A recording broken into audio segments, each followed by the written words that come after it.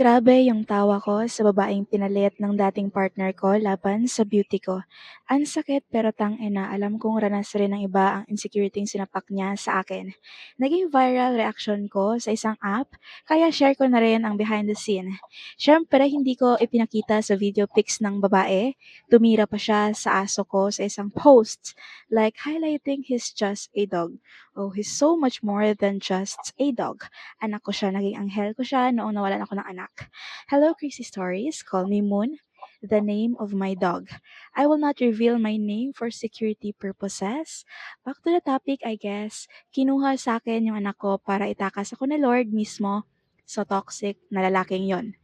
Cheater ang puta. Sorry sa term, pero nagmumura talaga ako. Please don't judge me.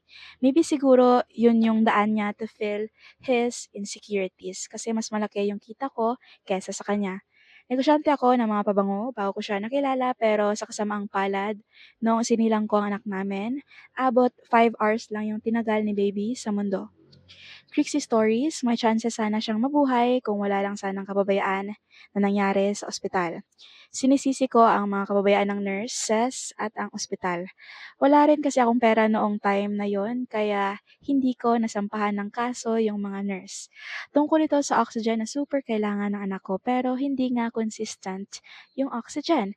Kaya siya nabawian at matapos na ako sa college journey ko at nag-graduate na pasan ko pa rin yung bigat. Naririnig ko yung unang iyak niya, yung haplos ng kamay niya, yung tawa niya, at yung pagbukas ng mata niya. Napapanaginipan ko yung iba na lumaki siya pero hindi ko nakikita yung mukha niya gaano.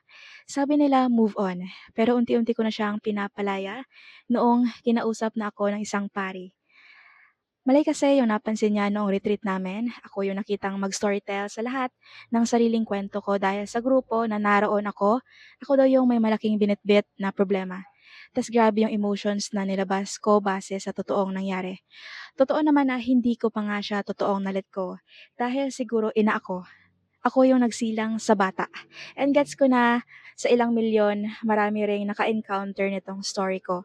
At maliit na bagay lang ito. And I guess, yung spirit ng anak ko hindi rin makalit ko ng maayos papuntang langit dahil nagsasuffer pa ako sa pag-move on ng pagkamatay niya. And through one prayer, nalet ko na ng paunti-unti ang spirit ng baby ko. And after 1 year, na nalet ko na ang baby ko at ang partner ko, cheater kasi, narcissistic pa. Nakita ko siya sa basurahan and binalik ko lang siya sa lungga niya. So ayun, tumatawa na ako ngayon sa bago niya. Oo, payat ito kaysa sa akin. Pero tama na yung pagiging tanga chapter ko. At sa mga tulad ko na nag-move on rin, gayahin niyo ako. Nakabili na ako ng 2 kotse sa business ko at siguro madami pa ako mapapurchase at mga travels. Sa pag-let go ko ng masasakit na alaala, yun lamang, more powers to this show and kaya natin lahat ng mga problemang binagsak sa atin dahil tiwala si Lord, nakakayanin natin. Heto lamang, nagmamahal, Moon.